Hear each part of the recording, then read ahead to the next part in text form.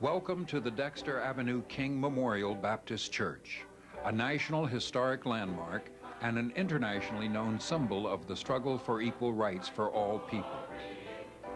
Construction of the church began in 1883, with completion in 1889. But its history begins earlier, a few blocks west on Dexter Avenue. Dexter Avenue is one of the most historic short streets in the United States. At one end, down the hill from the church, is Court Square. From its beautiful fountain today pour forth the waters of a powerful artesian well. On this site, men, women, and children of African descent were once auctioned and traded into slavery. A stone's throw away is the Winter Building, a telegraph office in 1861. From here, the order was sent for rebel troops to fire on federal forces at Fort Sumter, South Carolina, plunging a divided nation into civil war. At the opposite end of Dexter Avenue rises the majestic Alabama Capitol. A brass star marks the spot where Jefferson Davis stood to be inaugurated President of the Confederacy. And about midway up the hill on Dexter Avenue, where an office building now stands, there was once a slave trader's pen. Here, about 1877, early religious meetings were held of what would grow into Montgomery's second Black Baptist Church. Before the Civil War, blacks and whites frequently had attended the same churches, with blacks, in a foreshadowing of Jim Crow segregation, often seated in balconies. After the end of the war, a new social order quickly led to separate black congregations. But there were not enough facilities to accommodate black worshipers. As the existing First Colored Baptist Church became overcrowded, meetings for the overflow had to be arranged elsewhere. One location was the abandoned slave trader's pen. From these meetings grew a congregation with the desire for its own church. In 1879, land was purchased 3 blocks up Dexter Avenue, and construction began in 1883. The architect was a white man, Pelham Anderson. The building was done by the skilled craftsmen of the black community, some of whom were members of the congregation. Church member William Watkins, a contractor, was in charge of the construction. Some white citizens objected because the site was so near the state capitol. Other whites contributed money to help build the church. But most of the financial burden fell on the church members, who also gathered wagon loads of bricks discarded in the paving of Dexter Avenue. Gradually, the church building took shape. The first worship service was held in the church basement in 1885, and on Thanksgiving Day of 1889, services were held for the first time in the sanctuary upstairs. Thus, the Dexter Avenue Baptist Church came into being, during an era that was both liberating and painful for the members of the new congregation. With freedom from slavery came the disruption of a war-devastated economy. And even though they were freed, black citizens still had to contend with whites who deeply resented that fact and who could not adapt easily to the new way of life. For a time, Union soldiers stayed in the South to ensure that blacks were treated fairly and with dignity. Blacks were elected to political office and held leadership positions in Montgomery as across the South. But this era of Reconstruction ended as the white supremacist Democratic Party defeated the Republicans in the various states, in Alabama in 1874. Political control gravitated to wealthy white landowners, merchants, and industrialists. By the end of the 19th century, the new freedom of Montgomery's black citizens had given way to legally required separation of the races in all areas of life. Jim Crow segregation had arrived and would remain for more than half a century. The black church became even more important as a stronghold of hope for a better life, both now and in the hereafter. In addition to religious teaching and comfort, the church provided education, opportunities for leadership, fellowship, and recreation. And other black organizations depended on the church for support. Dexter Avenue Church played a particularly important role in sustaining the efforts of Alabama State College, a black institution which moved to Montgomery in 1887. Along with its members, The church grew and prospered through the end of the 19th century and the early decades of the 20th century. The men and women of the church played prominent roles in Montgomery business and trades, education, and social life. The church sent its sons to war, and with the nation weathered the Great Depression.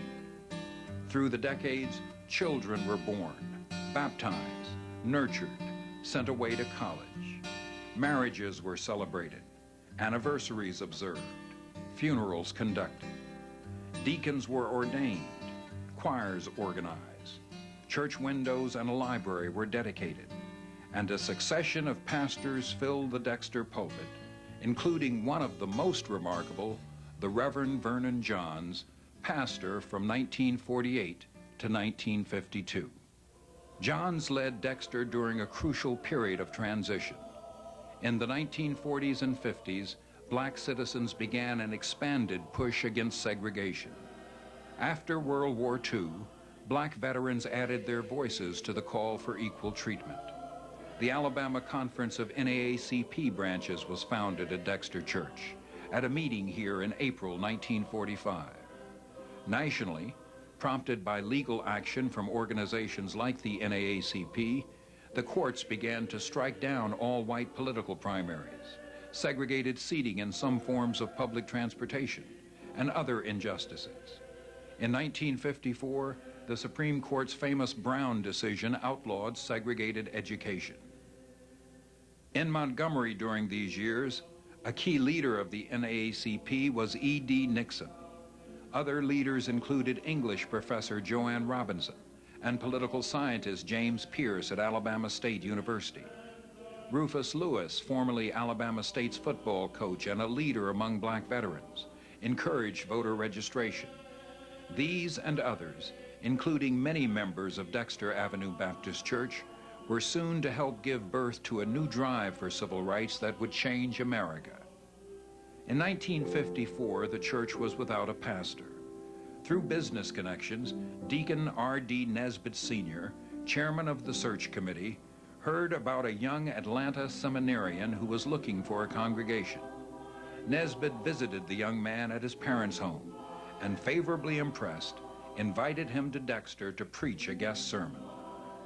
Martin Luther King Jr. was 24 years old, a graduate of Morehouse College and Crozier Theological Seminary.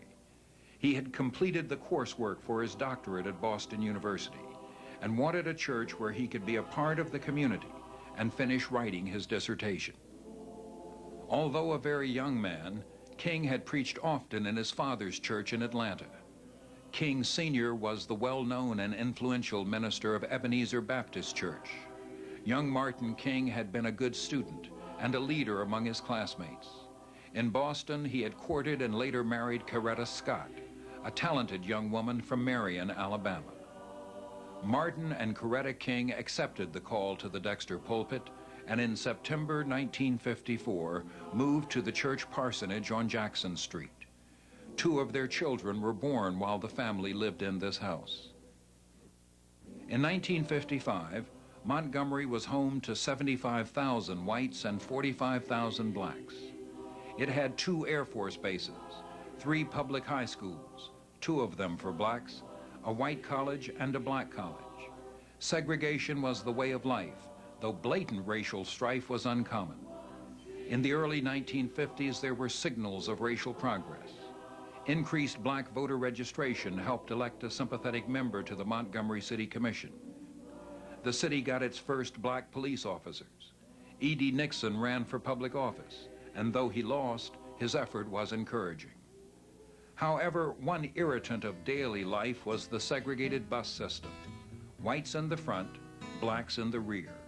Black riders regularly complained of harsh treatment by white drivers and often had to vacate their seats and stand to accommodate white passengers. On December 1st, 1955, Rosa Parks, a seamstress and the secretary of the NAACP, refused to obey a bus driver's order to get up out of her seat so it could be occupied by a white man. She was arrested and briefly jailed before being bailed out by E.D. Nixon, with the legal help of a white lawyer, Clifford Durr, and his wife, Virginia. Word of Mrs. Parks' arrest quickly spread. Dr. Martin Luther King Jr. was among the ministers and leaders Nixon called to a meeting. The meeting was to be held at King's Church.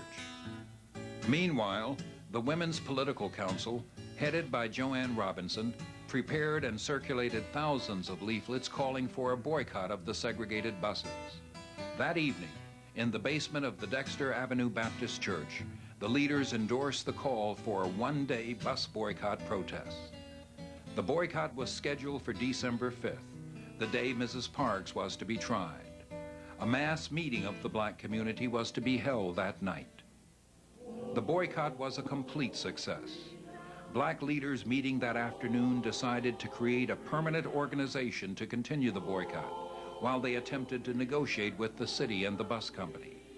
The Reverend Ralph David Abernathy, the young pastor of the First Baptist Church, suggested that the new group be called the Montgomery Improvement Association. Rufus Lewis nominated Dr. Martin Luther King, 26 years old, as president of the group. The church was crammed, and many more black citizens crowded outside, an estimated 5,000 total, to listen on loudspeakers.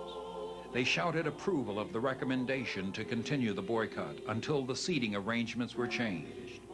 Over the coming months, Dexter members played key boycott roles, helping organize and drive in carpools to get people to work, contributing to and collecting for the boycott.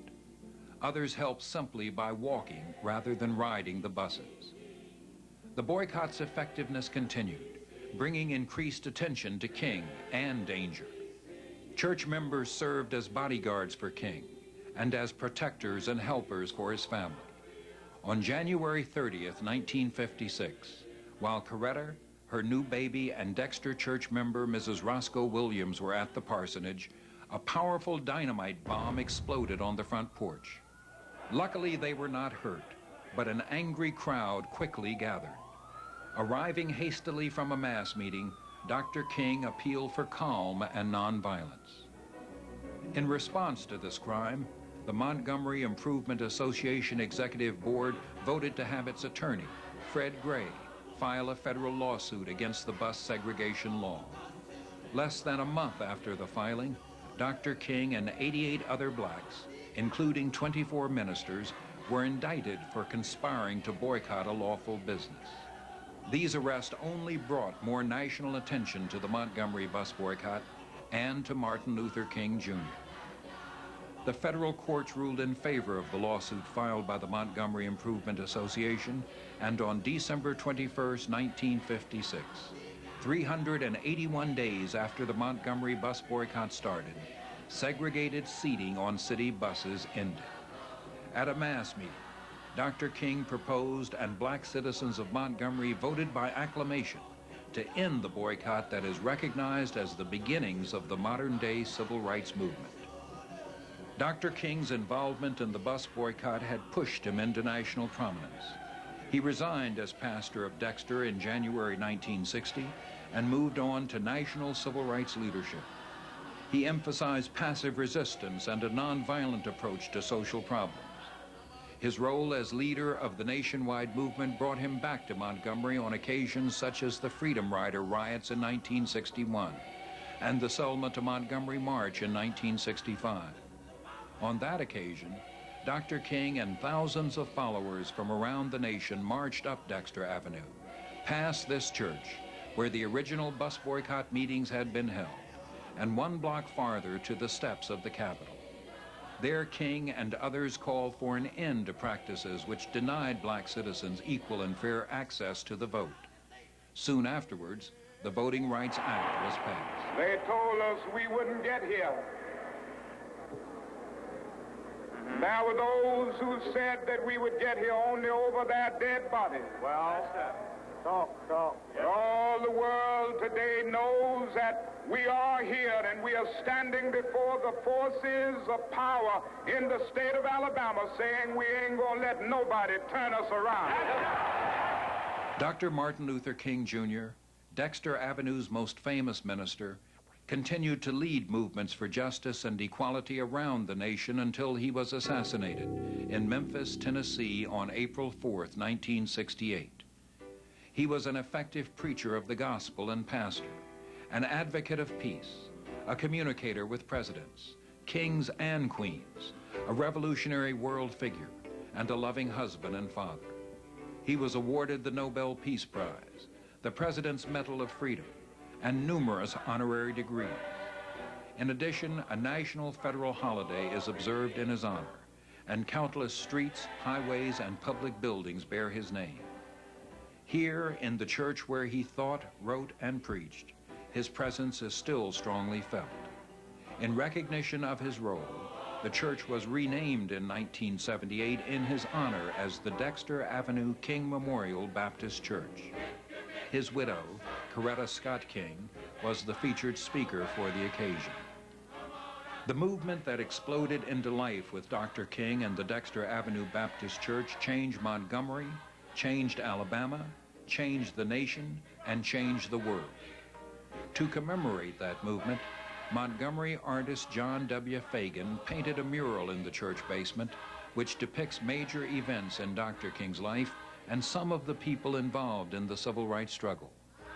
The Dexter Avenue King Memorial Baptist Church is visited annually by thousands of people who want to stand in the presence of its powerful history.